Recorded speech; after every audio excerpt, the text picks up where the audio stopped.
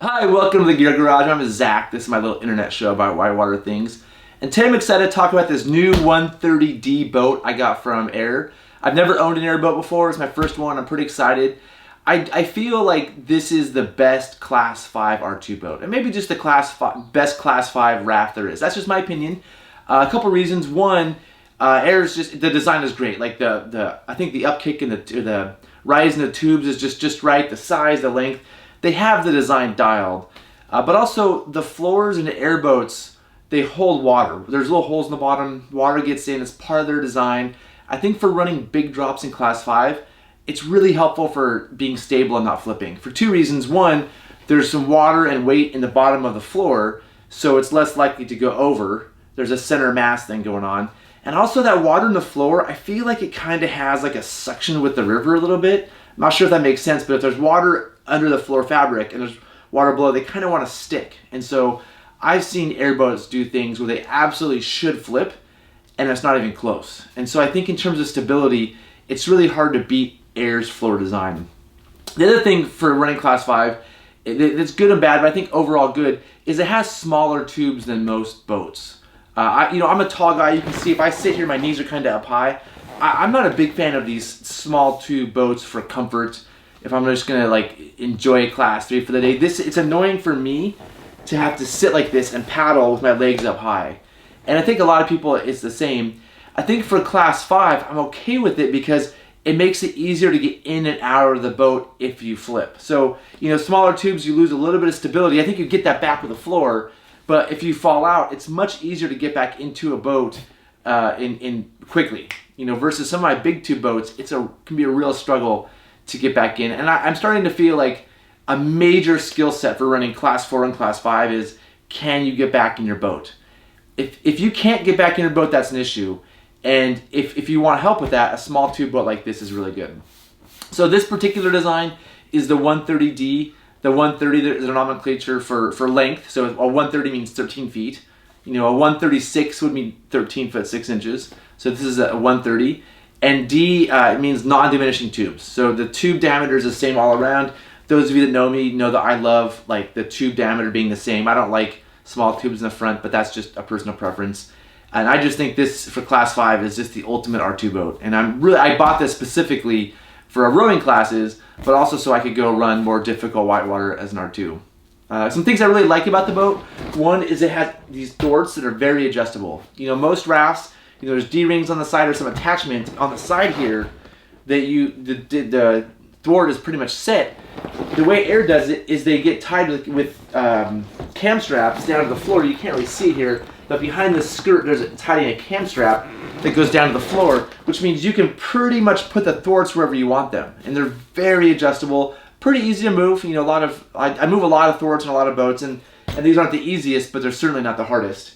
And one cool thing, some R2 partners I've talked to, if one's a lot taller than the other, they might put a thwart at an angle to make each side fit really nicely. So that adjustability is really nice. AIRE's design in general, it's good. I think it's overall good in terms of this outer PVC fabric that's protecting the inner urethane layer. I think it's really good. There's positives and negatives. I mean, one of the negatives to me is there's just like zippers everywhere, and there's just like moving parts that I worry about. The upside is that PVC as a material is really good for durability if it's not glued. And so they've sewn, this is all sewn, but this outer fabric doesn't have to hold air. The inner fabric that holds the air, there's an inner bladder made of urethane. Urethane is a very durable fabric. It's really good for holding air. So it uses the urethane inside to hold the air, and this outer coating of PVC it's all sewn. There's no glue. One of the issues with PVC sometimes is glue, and so this just protects it. This doesn't hold air. And I've seen boats where this outer fabric is torn, the bladder sticks out, and it makes it down the river. So I think their design is unique, and it's up to you whether you want to go with their design. I really like it. Another thing is they have an amazing warranty. I think it's 10 years. It's something insane. And they're good at covering a lot of things. Like, they really back up their product. So if you do break it, you can send it back to them, and then they usually fix it pretty easily. I love their colors. I've always wanted this lime green boat. They have a lot of cool colors. and they're really good at logoing. You know, a lot of companies, you buy the boat and you send it off to somebody, or they bring somebody in and they logo it with paint. I think their logo stuff is really good. So if you want to put your name on it, for me it's my company name, that kind of thing.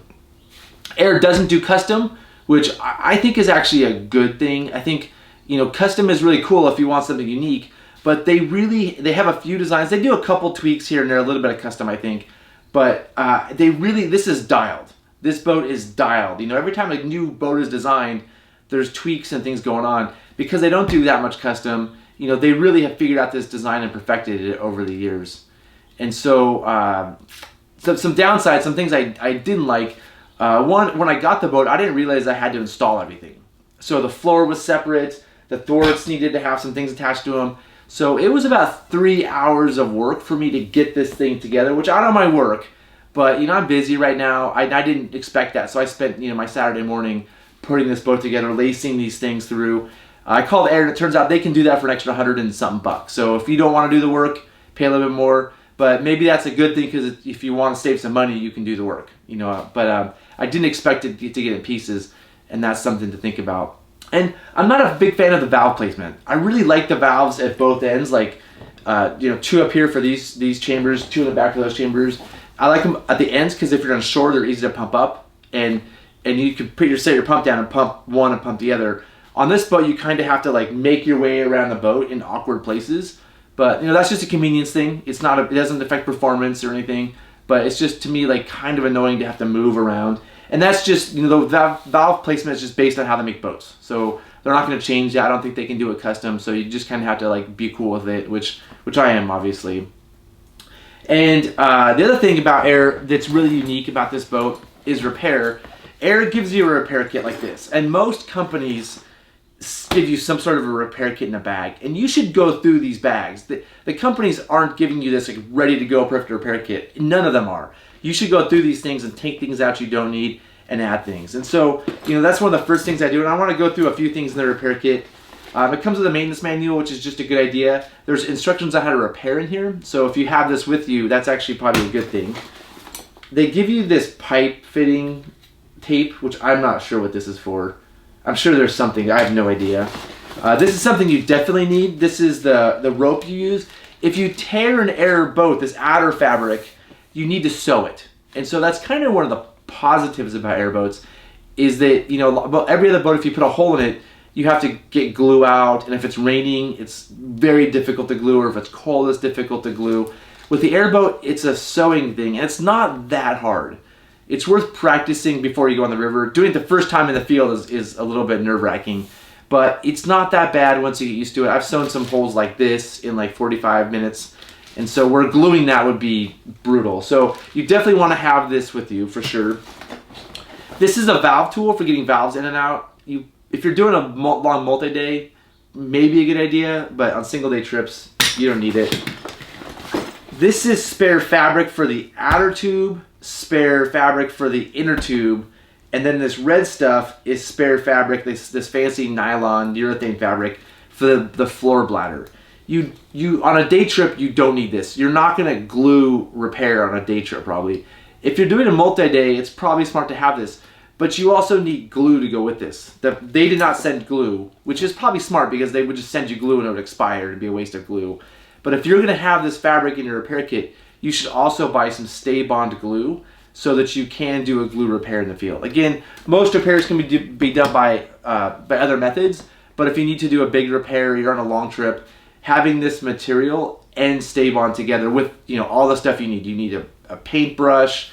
You probably need you need all the chemicals. You need all the repair stuff. So it's not just this. It's all the stuff that goes with gluing, and gluing is a whole separate thing. I did a show about gluing. You can watch that one. Here's the needle that it comes with. It's sort of a curved needle, and you need this to sew with. It wouldn't hurt to call AIRE and get a couple extras. I've broken these before in the field, so I like to carry a few of these with me. So to sew, to do a field repair, this is basically all you need, which is pretty cool.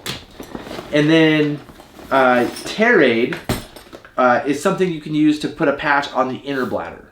So if you do a tear that goes through this outer bladder and the inner bladder, that's a little bit of a pain. And you have to pull over, dry everything out. They give you some alcohol swabs right here, you'll want to use these alcohol swabs to really clean up the inner urethane bladder. And this Terade just acts as a sticker. So once you get the inner bladder clean, you put Terade over it, which is amazing for repair. It's going to do a good job. As long as you get it clean, you know, round off the corners, get a nice seal. This is almost a permanent repair for the inner bladder. And then you'll have to sew up the outer tube like normal. So this is good to have. And one thing, you know, I'm big into minimizing things getting small. Inside of here is just a big roll. Let me open it up. This is just a bulky box with this big roll. And there's actually instructions here. There's more alcohol pads in here. But it's just this roll like this. I would suggest getting rid of this box, taking this roll, rolling it smaller, and putting in something very protective. You know, not just this box. If this box gets beat up, it could ruin the integrity of this tape. So I would find some like little small box and put this in to protect it. And then they give you all kinds of little doodads you might need for your boat. Extra zippers, which I've never needed, but you might. This is a cool little valve adapter for your pump that allows it to screw into the leaf field valves, which, I don't know, kind of cool. I'm not sure if I would ever use it. And then a little wrench and some tubing and some sandpaper. This is something you would need maybe for, I think maybe for the Terade, although I've never used it. And just some little things. So this is a lot of stuff you don't really need actually with you. So what I would suggest for those of you that have airboats is, you know, bring the Terade, bring the alcohol pads, bring the needle and thread. This is basically your repair kit, which is super cool, along with maybe the manual, which can give you some directions on how to sew. If you already know how to sew, you don't need this, and that's all you really need in your repair kit. And leave the rest of that stuff at home. That's my suggestion. So your repair kit looks like that, or it could go in some other really simple, tiny thing that you need. And again, bring this with the brushes and the glue if you can do a multi-day trip and worry about a big repair.